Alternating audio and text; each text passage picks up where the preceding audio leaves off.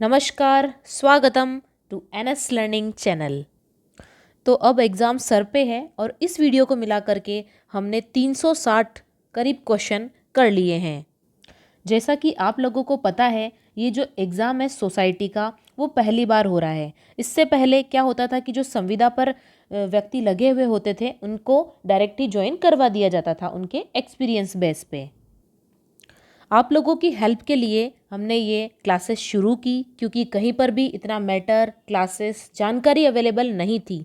तो ऐसे में क्या हुआ कि यहाँ पर भी कुछ टाइपिंग एरर्स हुई क्योंकि एग्ज़ाम डेट जल्दी आ गई और कम समय में बहुत सारा कंटेंट जो है वो तैयार करना पड़ा। तो यदि आप लोगों को अभी भी कोई डाउट होते हैं तो आप सभी ऑफिशियल जो वेबसाइट होती है वहाँ पर जाकर रीचेक करें। तो जो ऑफिशियल वेबसाइट पर जो लिखा होगा उसे ही आप सही मानकर चलें। और जहाँ कोई त्रुटियां रह गई है किसी भी ई बुक में, पीडीएफ में या पढ़ाते समय, तो उसको फिर से करेक्ट भी किया जा रहा है। तो आप सभी से निवेदन है कि आप लोग पैनिक ना हो, ज़्यादा परेशान ना हो। सभी की स्थिति यहाँ पर एक समान है। जैसा कि ये एग्ज़ाम पहली बार हो रहा है तो सभी के लिए इक्वल है। सभी लोग इससे थोड़े बहुत अनअवेयर हैं। तो इतने कम समय में हमसे जितना हो सका हमने आपकी पूरी हेल्प करने की कोशिश की है।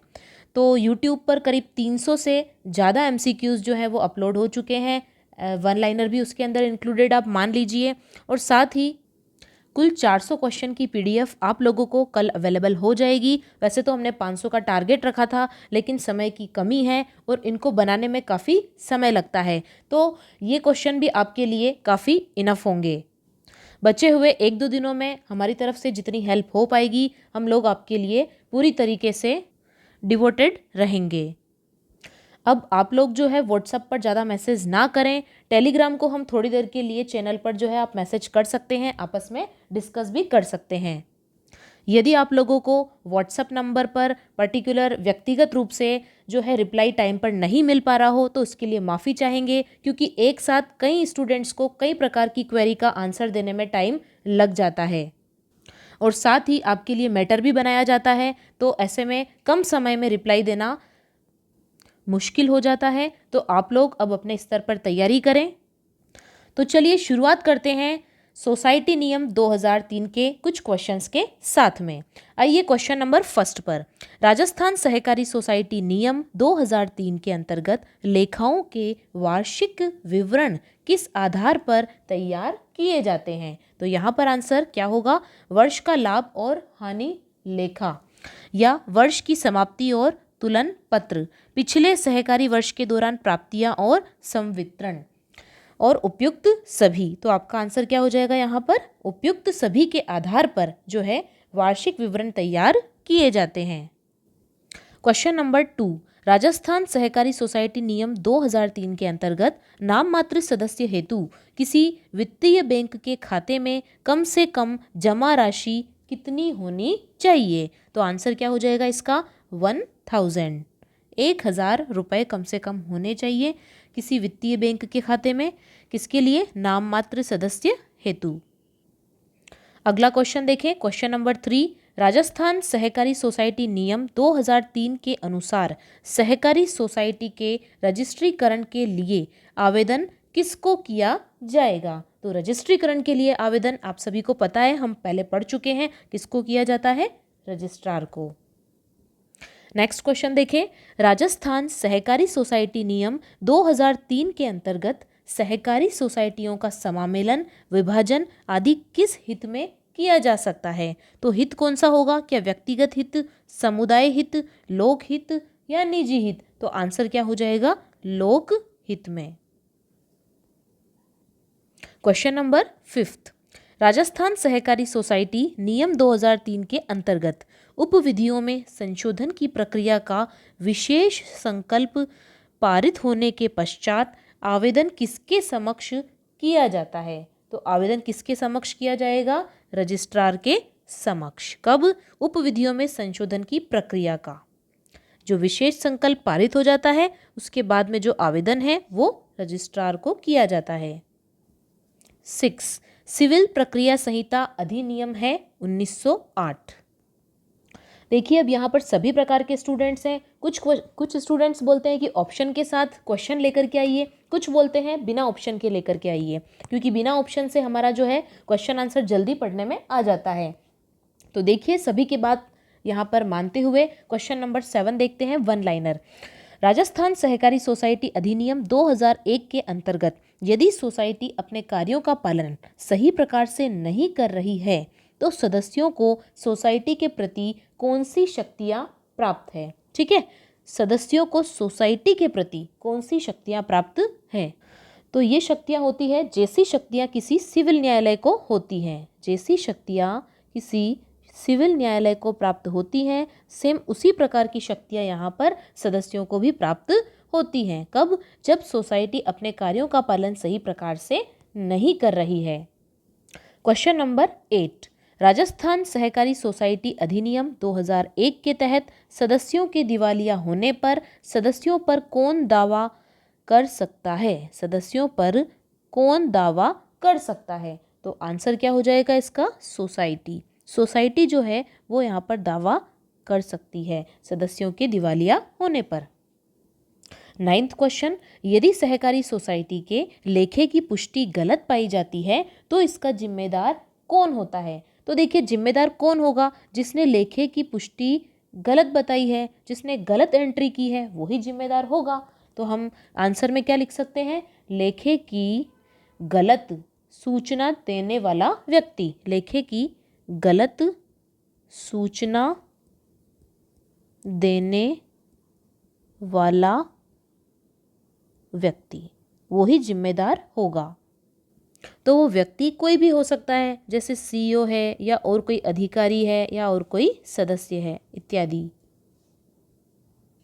क्वेश्चन नंबर 10, राजस्थान सहकारी सोसाइटी नियम 2003 के अनुसार सहकारी सोसाइटी द्वारा अपने सदस्यों की साधारण बैठक अपने लेखे तैयार करने की नियत तारीख के पश्चात कब बुलाई जाती है। तो वो बुलाई जाती है 3 माह के भीतर भीतर। कब? 3 माह के भीतर। क्वेश्चन समझ में आ गया होगा आप लोगों को कि जब लेखे तैयार हो जाते हैं तो उसके पश्चात सदस्यों की साधारण बैठक कब बुलाई जाती है। तो लेखे तैयार होने के बाद में 3 माह के भीतर साधारण बैठक बुलाई जाती है। क्वेश्चन नंबर 11, सहकारी सोसाइटी के सदस्य द्वारा अपनी मृत्यु की दशा में शेयर या हित प्राप्त हो सकेंगे। सहकारी सोसाइटी के सदस्य द्वारा अपनी मृत्यु की दशा में शेयर या हित प्राप्त हो सकेंगे, मतलब किस सीमा तक प्राप्त हो सकते हैं ये इसका कहना है। तो कितने होंगे ये? जितने उसके शेयर हैं।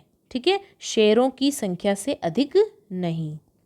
जितने उस सदस्य के शेयर हैं उसके नाम से उतने ही शेयर किसको मिलेंगे? जो भी उसके नॉमिनी है वहाँ पर, जो भी कानूनी प्रतिनिधि है। तो शेयरों की संख्या से अधिक नहीं। फॉर एग्जाम्पल, जैसे किसी के परिवार में किसी सदस्य की मृत्यु हो जाती है तो वो जिस सोसाइटी का सदस्य है वहाँ से उसके परिवार वाले चाहेंगे कि उनको ज़्यादा पैसा सपोर्ट के लिए मिल जाए ताकि फ्यूचर में उनका काम चलता रहे, क्योंकि उनका जो कमाने वाला जो सदस्य था परिवार में वो तो जा चुका है। अब ऐसे में क्या करते हैं लोग? ज़्यादा की डिमांड करते हैं, लेकिन जो सोसाइटी होती है वो उतना ही रुपया वहाँ पर प्रोवाइड कराती है जितने उसके वहाँ पर शेयर थे, उससे ज़्यादा यहाँ पर पॉसिबल नहीं होता है। क्वेश्चन नंबर 12, राजस्थान सहकारी सोसाइटी नियम 2003 के अनुसार सदस्यता से निष्कासन के लिए नोटिस दिया जाना आवश्यक है। यानी कि कितने दिन पूर्व जो है नोटिस दिया जाना आवश्यक है यदि किसी सदस्य को क्या किया जाता है? सदस्यता से निष्कासित किया जाता है। तो इसका आंसर क्या होगा? 30 दिन पूर्व। कम से कम 30 दिन पूर्व एक बार उसे नोटिस जरूर दिया जाएगा। ऐसा बिल्कुल नहीं होगा कि आज ही आपको नोटिस थमाया और आज ही आपको घर भेज दिया। तो कम से कम 30 दिन का समय वहां पर सदस्य को दिया जाएगा। अगला क्वेश्चन देखिए, क्वेश्चन नंबर 13, राजस्थान सहकारी सोसाइटी नियम 2003 के अनुसार सदस्यता के लिए प्राप्त आवेदनों की संवीक्षा की जाती है। भाई किसके द्वारा संवीक्षा की जाती है ये आपसे पूछा गया है। किसकी? सदस्यता के लिए आवेदनों की संवीक्षा, तो वो की जाती है सीईओ के द्वारा। किसके द्वारा? मुख्य कार्यपालक अधिकारी के द्वारा संवीक्षा की जाती है।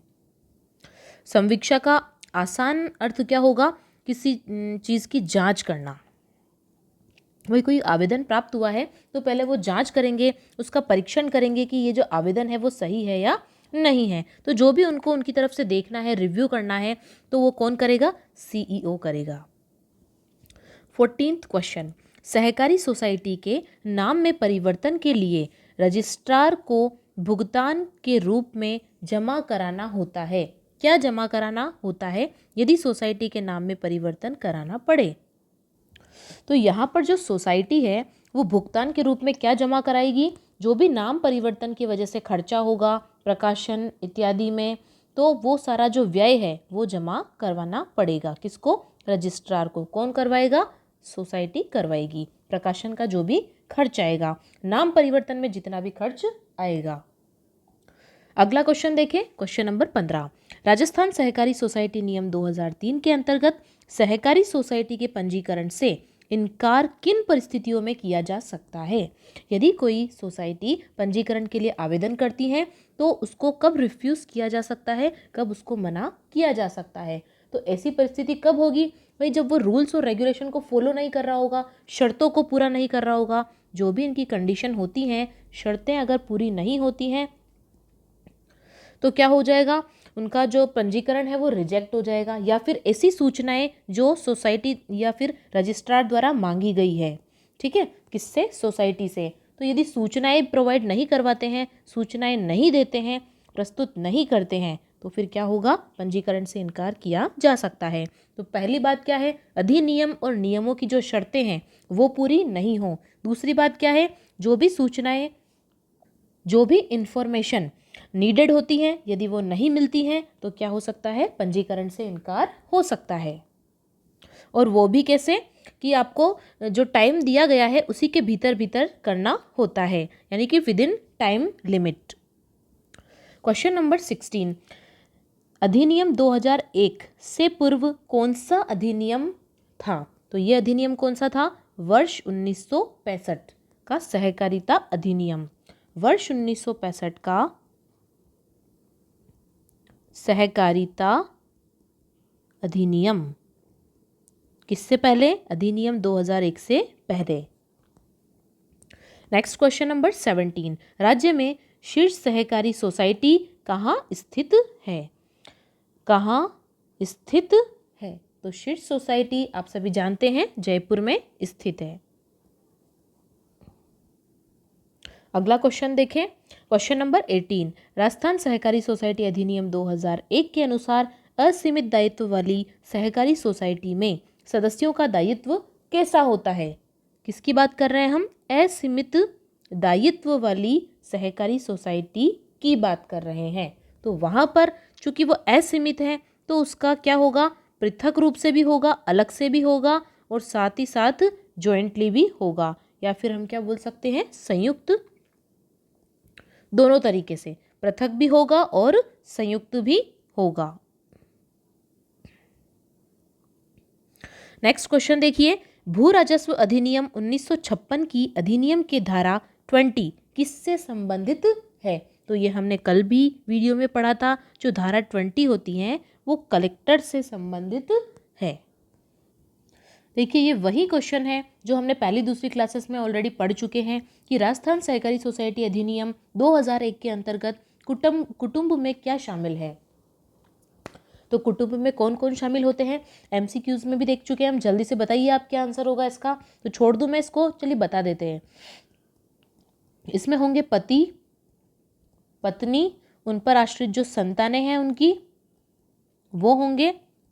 ठीक है, उन पे आश्रित संतान नहीं होगी ओनली, इस बात पे गौर करें। जो शादीशुदा हैं, जो बालिग हैं, वो लोग यहाँ पर मेंशन नहीं हैं। तो ऐसी संतानें जो इनके ऊपर क्या है? आश्रित है। उसके बाद पति की विधवा माँ। किसकी? पति की विधवा माता। मतलब क्या हो गया? ये जो पर्सन है इसकी यदि माँ है और वो कैसी है, विधवा है, यानी कि इनके पिताजी नहीं हैं। तो ऐसे में ये माँ किसके ऊपर आश्रित हो जाएगी, इनके बेटे के ऊपर। ठीक है, तो क्वेश्चन नंबर 20 समझ में आ गया है आप लोगों को। अब हम देखते हैं क्वेश्चन नंबर 21। राजस्थान सहकारी सोसाइटी अधिनियम 2001 के अनुसार, किसकी बात कर रहे हैं हम, 2001 के अनुसार सीमित दायित्व वाली सहकारी सोसाइटी में सदस्यों का दायित्व उनके द्वारा अभिदत्त अंश पूंजी के कितने गुने से अधिक नहीं हो सकता है। तो पर्टिकुलर यहाँ पर किसकी बात हो रही है, सीमित दायित्व वाली सोसाइटी की। तो सोसाइटी में सदस्यों का जो दायित्व होता है वो अभिदत्त अंश पूंजी के कितने गुने से अधिक नहीं हो सकता है। तो आपका आंसर क्या हो जाएगा, 5 गुना। यानी कि यहाँ पर ये लिमिटेशन होती है, क्या होती है, एक लिमिटेशन होती है कि जो सोसाइटी का सदस्य है वो 5 गुना तक ही वहाँ पर सोसाइटी के लिए पे कर सकता है। और ये बात कब होती है, जब सोसाइटी का परिसमापन होता है। क्या होता है, सोसाइटी का परिसमापन होता है। तो लिमिटेशन कितनी है यहाँ पर, 5 गुना तक, जितनी उसकी पूंजी है। राजस्थान सहकारी सोसाइटी अधिनियम 2001 के अनुसार सहकारी सोसाइटी में विशेष संकल्प के लिए उपस्थित और मत देने वाले कम से कम कितने सदस्यों का अनुमोदन आवश्यक है। तो इसका आंसर क्या हो जाएगा, 2/3। इतने सदस्यों का अनुमोदन आवश्यक है, मतलब मेजॉरिटी यहाँ पर होनी चाहिए। राजस्थान सहकारी सोसाइटी अधिनियम 2001 के अंतर्गत सहकारी सोसाइटी का पंजीकरण होने के बाद उसको किस प्रकार के अधिकार प्राप्त होते हैं, किस प्रकार के अधिकार होते हैं। तो देखिए कौन कौन से अधिकार होंगे। एक तो यही होगा कि संपत्ति धारण वो कर सकती हैं, कौन, सोसाइटी, बिल्कुल। तो संपत्ति धारण करने का क्या मतलब होता है, अब वो अपनी पूंजी जो है वो जमा कर सकती हैं, पूंजी धारण कर सकती हैं। संपत्ति धारण हो गया पहली चीज़। दूसरी बात, वो अपने बिजनेस को आगे बढ़ाएगी तो लेन देन करेगी। ठीक है, लेन देन करेगी या फिर कॉन्ट्रैक्ट कर सकती है किसी के साथ, कस्टमर के साथ में। तो इसे हम क्या बोलते हैं, संविदा करने का अधिकार भी इसे प्राप्त हो जाता है। कब, जब सोसाइटी का रजिस्ट्रेशन हो जाता है। नंबर 3 की बात करते हैं हम। अब ये साथ में क्या कर सकती हैं, लोगों से या किसी संस्था से वाद प्रतिवाद भी कर सकती है, वाद प्रतिवाद भी कर सकती है। यानी कि यहाँ पर ये अपनी बात भी रख सकती हैं। वाद प्रतिवाद को क्या बोलते हैं हम, डिबेट्स। तो आप लोगों ने स्कूल में काफ़ी डिबेट्स की होगी, एक तो पक्ष में बोलता है तो एक विपक्ष में बोलता है। चलिए नेक्स्ट क्वेश्चन देख लेते हैं। Question number 24। राजस्थान सहकारी सोसाइटी अधिनियम 2001 के अंतर्गत सहकारी सोसाइटी के पंजीकरण हेतु यदि रजिस्ट्रार को सभी तथ्य सही लगते हैं तो वह कितने दिन के अंदर जो है पंजीकरण कर देगा। मतलब यहाँ पर ये पूछा गया है कि पंजीकरण करने के लिए रजिस्ट्रार कितना समय लेगा। तो रजिस्ट्रार द्वारा लिया गया समय कितना होता है, 60 डेज। ओके, 60 दिन के अंदर अंदर जो रजिस्ट्रार है, हाँ ना, जो भी फाइनल करना है वो कर देता है। राजस्थान सहकारी सोसाइटी अधिनियम के अंतर्गत सहकारी सोसाइटी अपने नाम परिवर्तन के लिए आवेदन जो है वो किसे प्रस्तुत करती है, टू होम, किससे आवेदन प्रस्तुत करती है। तो ये जो है हम ऑलरेडी पढ़ चुके हैं, रजिस्ट्रार के पास आवेदन प्रस्तुत करती है। तो जिन क्वेश्चन को हम 2-3-4 बार पढ़ चुके हैं वो तो बिल्कुल भी गलत नहीं होने चाहिए एग्ज़ाम में। तो आप सब लोग मुझसे प्रॉमिस करिए, ठीक है। तो अपने नाम के परिवर्तन के लिए जो आवेदन है वो किससे किया जाता है, रजिस्ट्रार को किया जाता है, रजिस्ट्रार को प्रस्तुत किया जाता है। यदि कोई सहकारी सोसाइटी अपना नाम परिवर्तित करती है तो उसके अधिकारों पर क्या प्रभाव पड़ेगा। देखिए सिर्फ नाम ही तो परिवर्तित कर रही है वो, और तो कुछ परिवर्तित नहीं कर रही है ना। तो नाम परिवर्तित करने से क्या कोई चेंज हो जाता है, नहीं, बिल्कुल नहीं। तो यहाँ पर भी कोई प्रभाव नहीं पड़ेगा, कोई भी प्रभाव नहीं पड़ेगा। बस ये होगा कि जहाँ पर भी उसका नाम जो मेंशन है वो उसकी जगह पे पुराने से क्या हो जाएगा, नया नाम हो जाएगा। यदि पुरानी कोई कार्यवाही चल रही है तो नए नाम से चलने लग जाएगी। यदि पुराने कोई लेखे जो कि कोई रजिस्टर है तो वो उस रजिस्टर पे भी उनका जो नया नाम आ जाएगा। अदरवाइज और कोई भी प्रभाव नहीं पड़ेगा, किस पर, अधिकारों पर। अगला क्वेश्चन देखें, सोसाइटी के समापन के लिए नियुक्त व्यक्ति क्या कहलाता है? किसके लिए? जब सोसाइटी का समापन होता है, वाउंड अप होता है, वाइंडिंग अप होता है, तो ऐसे में जिस व्यक्ति को अपॉइंट किया जाता है समापन की देखरेख के लिए, समापन करने के लिए, तो उसे क्या बोला जाएगा? भाई जो समापन कर रहा है वो तो समापक कहलाएगा। क्वेश्चन नंबर 28, यदि सहकारी सोसाइटी के सदस्य के द्वारा आवेदन नामंजूर किया जाता है तो कितने दिनों के भीतर सूचना दी जाती है? नामंजूर किया जाता है तो क्या होगा इसका आंसर? 30 डेज।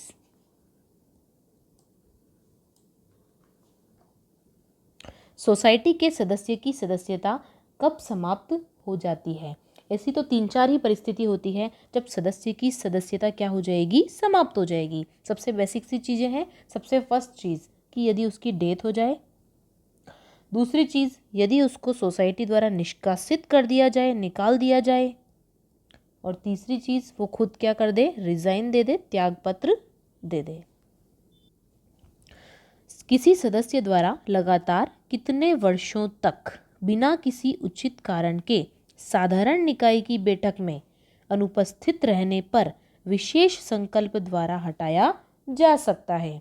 तो यदि वह लगातार 3 वर्ष तक बिना किसी उचित कारण के बैठक में अनुपस्थित रहता है कोई सदस्य, तो उसकी सदस्यता से उसे क्या किया जा सकता है? निष्कासित किया जा सकता है। किसके द्वारा? विशेष संकल्प के द्वारा। तो याद रखिएगा कि सदस्यता कब टर्मिनेट हो जाती है? यदि कोई सदस्य साधारण निकाय की बैठक में 3 वर्ष से ज़्यादा अब्सेंट रहता है।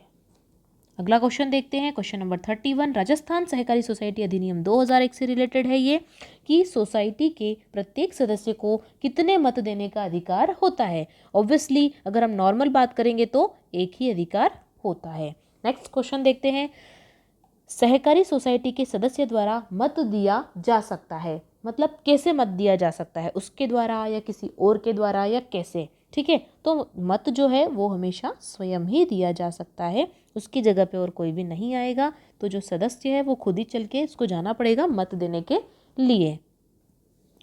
सोसाइटी के कार्यकलापों में अपनी ओर से मत देने के लिए कोई प्रतिनिधि की नियुक्ति कर सकती हैं। कौन कर सकती हैं?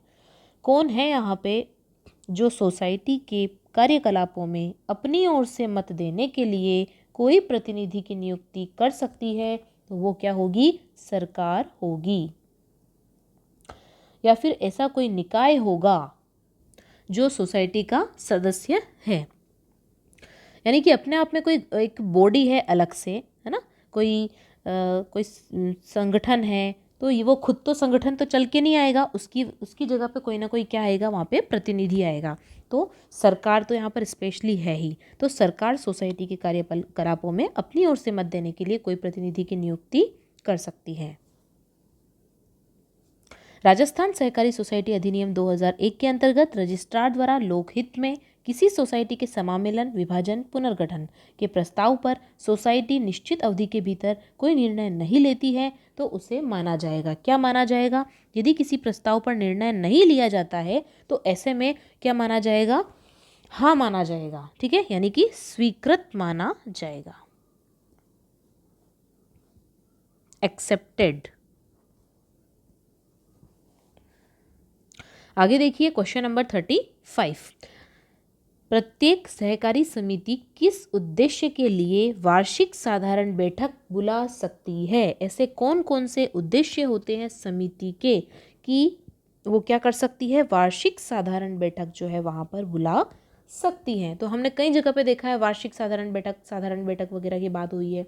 तो एक तो परीक्षा रिपोर्ट पर क्या करे? चर्चा करे। भाई जो भी जांच हुई है, इंक्वायरी हुई है कोई, तो उस रिपोर्ट पर क्या करना? विचार करना, परीक्षा रिपोर्ट पर विचार करना। दूसरी बात, यदि वहाँ पर कोई प्रॉफिट होता है, ठीक है, नेट प्रॉफिट होता है, तो उसका व्यय, यानी कि उसे इन्वेस्ट कहाँ करना है। ओके, नेक्स्ट क्या होगा? जो अगला वर्ष होता है उसमें क्या क्या कार्य उनको करने हैं। जो सोसाइटी है उसका जो अगला वर्ष, अगला वित्तीय वर्ष होता है, उसमें उनको क्या क्या कार्य करने हैं, किन किन उद्देश्यों की पूर्ति करनी है, वो पहले से ही देख लेते हैं। तो ये तीनों चीज़ें जो है इनके ऊपर वार्षिक साधारण बैठक जो है बुलाई जाती है। 2001 लागू किया गया। राजस्थान सहकारी सोसाइटी अधिनियम 2001 कब लागू किया गया? तो ये कब लागू किया गया? 14 नवंबर 2002 को। अगला क्वेश्चन देखें। राजस्थान सहकारी सोसाइटी अधिनियम 2001 के अनुसार सरकार से तात्पर्य है। सरकार से क्या तात्पर्य है? जब हम बात राजस्थान की कर रहे हैं तो राज्य सरकार से तात्पर्य है। ठीक है, कैसी सरकार? राज्य सरकार। आज के लिए इतना ही, मिलते हैं नेक्स्ट वीडियो में। तो आज जो हमने इतने सारे क्वेश्चन देखे उन सबको हम डिटेल में ऑलरेडी पढ़ चुके हैं। पहले जो हमने वीडियोस की थी उन सब में बहुत अच्छे से डिटेल में पढ़ा था, कैसे क्या होता है, सारी स्टोरी वाइज हमने पढ़ा था। तो यदि आप लोग इस चैनल से नए जुड़े हैं तो यूट्यूब पर हमें सब्सक्राइब करें और टेलीग्राम के इन चैनल को भी ज्वाइन करें। और आप लोग इस व्हाट्सएप ग्रुप के लिंक से भी कनेक्ट हो सकते हैं। और अधिक जानकारी के लिए इस व्हाट्सएप नंबर पर आप ज्वाइन कर सकते हैं 8062717179। Thank you, bye bye, all the best. अच्छा खाएं, अच्छा पिएं, पूरी नींद लें और अपने आप को स्वस्थ रखें।